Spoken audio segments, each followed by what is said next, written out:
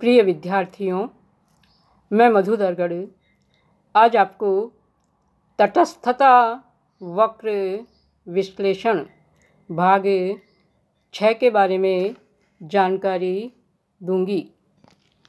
तो आज इसमें हम लेते हैं कीमत रेखा या बजट रेखा अर्थात प्राइस लाइन और बजट लाइन। कीमत रेखा दो वस्तुओं के उन विभिन्न संयोगों को बताती है जो कि उपभोक्ता वस्तुओं की कीमत के आधार पर अपनी दी हुई आय से खरीद सकता है। इस प्रकार कीमत रेखा एक उपभोक्ता की दी हुई आय को दो वस्तुओं पर व्यय करने की सभी संभावनाओं को व्यक्त करती है। इसे प्राप्य संयोगों की रेखा भी कहते हैं। तो इस तरह से कीमत रेखा दो वस्तुओं के उन संयोगों को बताती है कि जो उपभोक्ता वस्तुओं की कीमत के आधार पर और दी हुई आय के आधार पर खरीद सकता है, अर्थात वह अधिकतम दो वस्तुओं की इतनी इतनी मात्रा खरीद सकता है। ये हमें कीमत रेखा या बजट रेखा से पता चलता है। इस पर छोटा प्रश्न पूछा जा सकता है। उदाहरण ले लेते हैं। माना कि आय अर्थात इनकम आई है 10 रुपये। एक्स वस्तु की कीमत price of x P x माना कि 2 रुपये प्रति इकाई है।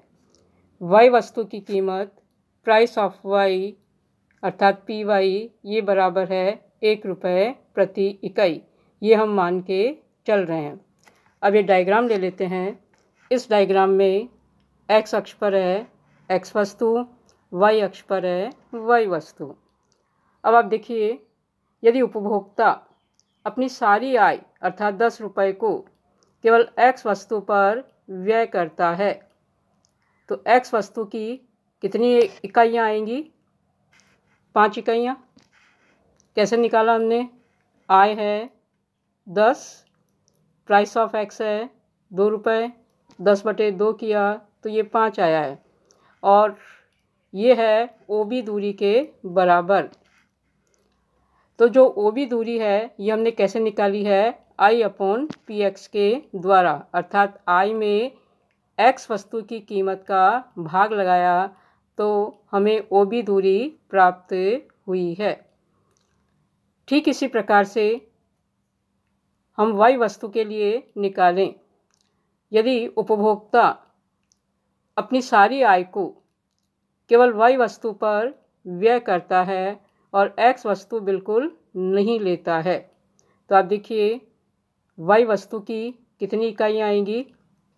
तो आप देखिए आय है 10 रुपये, प्राइस ऑफ y है 1 रुपया और सारी आय को केवल y पर व्यय करता है तो वह y वस्तु की 10 इकाइयाँ खरीद पाएगा। कैसे निकाला हमने? 10 जो कि आय है उसमें प्राइस ऑफ y अर्थात 1 रुपये का भाग लगाया तो ये 10 आया जो कि ओ ए दूरी से पता चलता है। तो ओ ए दूरी क्या है? I/Py है। I है इनकम, Py है प्राइस ऑफ y। तो ये चीज़ हमारे आगे काम में आएगी कि हम ओ बी दूरी के बजाय लिखेंगे I/Px और ओ ए दूरी के बजाय लिखेंगे I/Py। तो ये आगे हमारे इसी चैप्टर में काम आने वाली चीज़ है। तो हमारे पास में दो बिंदु प्राप्त हो गए, एक ए बिंदु और दूसरा बी बिंदु। इन दोनों बिंदुओं को हम आपस में मिला दें तो ये हमें कीमत रेखा ए बी प्राप्त होती है। तो ये कीमत रेखा ए बी इस बात को बताती है कि उपभोक्ता अपनी दी हुई आय और दी हुई कीमतों के आधार पर एक्स वस्तु और वाई वस्तु की अधिकतम कितनी इकाइयाँ प्राप्त कर सकता है। माना कि इस डायग्राम में डी बिंदु है। डी बिंदु पर उपभोक्ता नहीं रहना चाहेगा क्योंकि वह अपनी दी हुई आय से इससे ज़्यादा प्राप्त कर सकता है, अतः वह ए बी कीमत रेखा पर आने का प्रयास करेगा या ए बी कीमत पर रहेगा।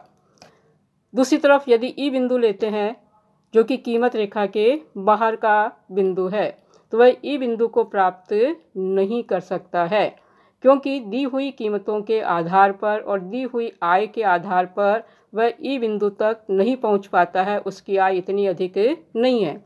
यदि उसकी आय अधिक होती तो वह ई बिंदु पर पहुंच पाता। अतः ई बिंदु वर्तमान परिस्थितियों को देखते हुए उसके लिए अप्राप्य संयोग को बताता है। तो इस तरह से ए बी कीमत रेखा है। तो ये सारी चीज़ें आप दोबारा समझ लीजिए। यदि उपभोक्ता अपनी सारी आय को एक्स वस्तु पर व्यय कर दे तो वह एक्स वस्तु की 5 इकाइयाँ खरीद सकेगा तथा वाई बिल्कुल नहीं खरीदेगा। यदि वह अपनी सारी आय को केवल वाई वस्तु पर व्यय कर दे तो वह वाई वस्तु की 10 इकाइयाँ खरीद सकेगा और एक्स वस्तु बिल्कुल नहीं खरीदेगा। इन दोनों बिंदुओं को मिलाने पर कीमत रेखा ए बी प्राप्त होती है। ए बी कीमत रेखा है दी हुई आय को वाई पर व्यय करने से उसकी ओ ए मात्रा मिल सकती है। सारी आय को एक्स वस्तु पर व्यय करने से उसकी ओ बी मात्रा मिल सकती है। अतः ए बी कीमत रेखा प्राप्त संयोगों की रेखा है जो दी हुई आय व दी हुई कीमतों से प्राप्त कर सकता है। उपभोक्ता ए बी कीमत रेखा से नीचे जैसे डी बिंदु पर नहीं रहना चाहेगा, क्योंकि उसकी आय और एक्स व वाई की कीमतें उसे ऊपर जाने योग्य बनाती है। अतः उपभोक्ता डी बिंदु से ऊपर ए बी कीमत रेखा पर जाना पसंद करेगा, लेकिन वह ए बी कीमत रेखा से ऊपर के किसी भी बिंदु जैसे ई बिंदु पर नहीं जा सकेगा, क्योंकि वह उसकी पहुंच से परे है। उसकी अपर्याप्त आय व वस्तुओं की वर्तमान कीमतें उसे इस बिंदु पर नहीं जाने देंगी। तो इस तरह से मैंने आज आप लोगों को कीमत रेखा या बजट रेखा के बारे में जानकारी दी है। तो ये बहुत ही आसान है, कोई दिक्कत वाली बात नहीं है। और ये कीमत रेखा इसी चैप्टर में हमारे लिए आगे काम आएगी। आज इतना ही, शेष अगली कक्षा में।